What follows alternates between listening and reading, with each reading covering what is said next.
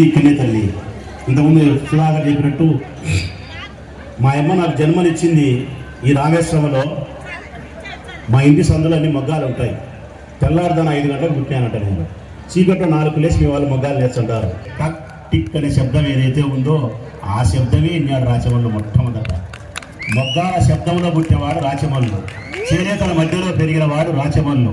చేనేతల సంస్కృతి మనోభిప్రాయాలు తెలిసినవాడు రాచమల్లు. నా శక్తిని నా ధనాన్ని ఎక్కువ శాతం ఖర్చు చేసింది చిన్నప్పటి నుంచి చేనేతల కోసమే. నా పోరాటం అంతా చేనేతల కోసమే చేసినాడు. మరి నన్ను ప్రేమించక 85 సంవత్సరాల వయసులో నడవలేక ట్రాక్టర్ ఎక్కి ఆ శతబడిన ట్రాక్టర్ మీద నా పెద్దాయిలు ఎక్కింది. ఏమనంటే ఎగతాళి చేసినామంటాడు. ఎందుకు ఎగతాళి చేస్తాము? 85 సంవత్సరాల వయసులో తగదయ్యా ధనం. పెద్దవాళ్ళని ఇంట్లో కూర్చోంటే లేదు నేను రాజకీయం చేస్తా అంటున్నాడు. 85 ఏళ్ళలో జవసత్వాలు ఉడికిపోయి రక్తం చల్లబడి నడచలేక పద్దం చెప్పిన మధ్యాహ్నానికి బతికి ఉండదు. అవసరమమ్మా? 85 సంవత్సరాల వయసులో ప్రజాసేవ చేయగలుగుతారా? నేనే అడుగుతా ఉన్నా. ఈరోజు నాకు 55 ఏళ్ళు అనుకో, నా కొడుకు మాది నేను ఉండగలుగుతానా? మన 25, నాకు 55. వారి మాది నేను పరిగెత్తగలుగుతానా? భేదం లేదా నా కొడుకు నాకు? మరి నా కొడుకు నాకు భేదం ఉన్నట్టే నాకు నా తండ్రి వయసు వరదరాజరెడ్డికి భేదం లేదా? 85 సంవత్సరాల వయసులో ప్రభుత్వం ఏం చెప్తుంది? ఎన్నికల కమిషన్ ఓటుకు తీసుకునేదానికి 85 ఏళ్ళు ఎవరైనా ఉంటే వాడికి రాలేరు, నిలబడలేరు, ఇబ్బంది కాబట్టి ఓటు ఫ్రమ్ హోమ్ అంటుంది. ఇంటి దగ్గర నుంచి ఓటు వేయని. మన పెద్ద ఆయన ఏమంటా అంటే ఓటు ఫ్రమ్ మీ అంటున్నాడు. నాకు వెయ్యి ఓటు నువ్వు 85 ఏళ్ళలో నిలబడతాను ఏమంటున్నాడు.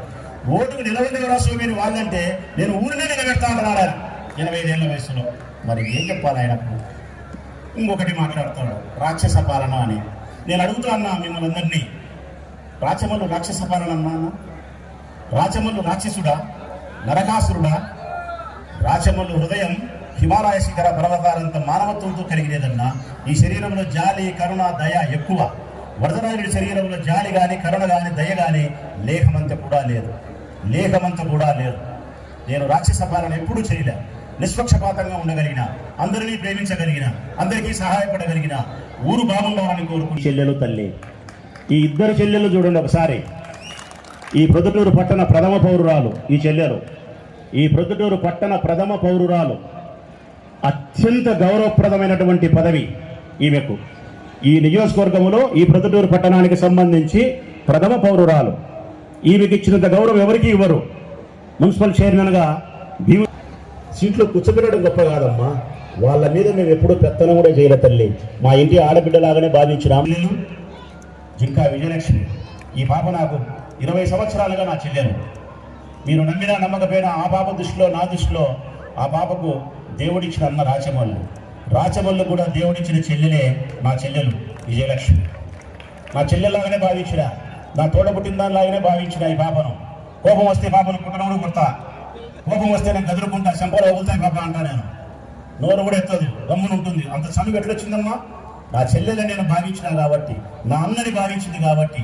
వాళ్ళ ఆయన మరణిస్తూ చెప్పినాడు, నేను ఉన్నా లేకపోయినా మీ అన్నగారి ఇంటిని మాత్రం వదలకు పాప అని చెప్పినాడు వాళ్ళ ఆయన.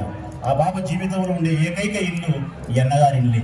మరి ఒక చేనేత కులస్తురాలైనటువంటి ఆ పాపను మా తోడ పుట్టిందాలుగా భావించి సర్వసాధారణమైన అడ్వకేట్గా పనిచేసుకునే ఆ పాపను నేను జగన్ దగ్గరికి పిలిచకపోయి అత్యున్నతమైన పదవి, ఈ రాష్ట్రంలోనే అత్యున్నతమైన పదవి, పద్మశాలి కార్పొరేషన్ చైర్మన్గా గొప్ప జీతభత్యాలతో, గౌరవ మర్యాదలతో ఆ పాపకు ఎంతో విలువ ఉండే ఉన్నతమైన పదవిని 4 సంవత్సరాలుగా ఆ పాప పదవిలో కొనసాగుతుందంటే నాకు చేనేతల పట్ల, చేనేత ఆడబిడ్డల పట్ల ఉండే గౌరవం ఏ పాటిదో మీరు అర్థం చేసుకోండి తల్లి.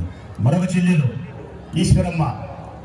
నేను నివాసం ఉండే దొరసాలపల్లి గ్రామానికి సర్పంచ్ అమ్మ. 4000 ఓట్లకు సర్పంచ్. ఈమె ప్రొద్దుటూరు పట్టణానికి ప్రథమ పౌరురాలు అయితే ఆమె దొరసాలపల్లి గ్రామానికి ప్రథమ పౌరురాలు. రాష్ట్రపతి వచ్చినా, ప్రధానమంత్రి వచ్చినా, ముఖ్యమంత్రి వచ్చినా దొరసాలపల్లెకు ఆమెను పిలవాల్సిందే, వేదికను ఎక్కియాల్సిందే, గౌరవించాల్సిందే. మరి ఆ చెల్లెలను ఏకగ్రీవంగా సర్పంచ్ చేయగలిగినాం. ఆ కుటుంబంతో అనుబంధాన్ని పెంచుకోగలిగినాం. ఒక తల్లికి పుట్టిన బిడ్డల్లాగా, ఒక తల్లికి పుట్టిన పిల్లల్లాగా కలిసిమెలిసి సంతోషంగా ఈరోజు మేము ఉండగలుగుతున్నాం తల్లి. వాళ్ళ ఇంట్లో పెళ్ళైనా, పేరంటమైనా, మా ఇంట్లో పెళ్ళైనా, పేరంటమైనా అందరూ ఒక చోట అన్నా చెల్లెలకు చేరి సంతోషంగా ఉండగలుగుతున్నామంటే రాచమల్లుకు మీ పట్ల ఉండే ప్రేమ ఏ పాటిదో తెలుసుకోండి తల్లి. వారు నేను ఒక తల్లికి పుట్టిన బిడ్డల్లాగా ఉన్నాం తల్లి. ఇది నేను పద్మశాలి కులస్తులకు చేనేతలకు ఇచ్చినటువంటి గౌరవం. కలుగుతా. దేవుని దయ ఉంటే రేపొద్దున ఎన్నికల్లో మళ్ళీ మనం గెలిచి జగనన్న ముఖ్యమంత్రి మీ ఆశీస్సుల చేత భగవంతుని దయచేత అయిన తర్వాత ఈ ప్రొద్దుటూరు నియోజకవర్గంలో చేనేతలకు మరింత గొప్ప రాజకీయ అవకాశాలు ఈ చేతుల ద్వారానే సంక్రమింపజేస్తానని కూడా మీకు మాట ఇస్తా ఉన్నా. నాకేం అభ్యంతరం లేదు, ఎప్పుడు ఇచ్చేదానికైనా అభ్యంతరం లేదు. మీకు మాట ఇస్తా ఉన్నా. మే 13 తర్వాత మీరు ఎప్పుడు వచ్చి నన్ను కలిసినా మీరు గొప్ప కళ్యాణ మండపం కట్టుకునేదానికి కావాల్సిన చేనేతలలో పద్మశాలి కులస్తులకు విశాలమైనటువంటి ప్రాంగణంలో నిర్మించుకోవడానికి కావాల్సిన ఎంత స్థలం అవసరం అనుకుంటే అంత స్థలాన్ని నేనే డబ్బులు పెట్టేది ₹1 కోటి కొని మీకు ఇస్తానని మాట ఇస్తా ఉన్నా. శాశ్వతమైనటువంటి సభ్యత్వాన్ని మీకు ఇస్తూ ప్రత్యేకమైనటువంటి గౌరవాన్ని మీకు ఇచ్చేదానికోసం ముఖ్యమంత్రి గారి దృష్టికి నేనే స్వయంగా తీసుకుపోతా, అసెంబ్లీలో కూడా మాట్లాడుతా. ఆ అవకాశాన్ని మీకు ఇప్పించేదానికోసం మనస్ఫూర్తిగా ప్రయత్నం చేస్తా. దేవదేవుడు ఆ ఏడుకొండల వారి ఆశీస్సులు కూడా మీ కులానికి ఉండాలని మనస్ఫూర్తిగా కోరుకుంటూ చిత్తశివరిగా మిమ్మల్ని అభ్యర్థించేది ఒక మాటే, ధర్మాన్ని గెలిపించండి, న్యాయాన్ని గెలిపించండి. నేను ఆ ధర్మం వైపు ఉంటే నన్ను గెలిపించండి అని చెప్పి విజ్ఞప్తి చేస్తూ సెలవు.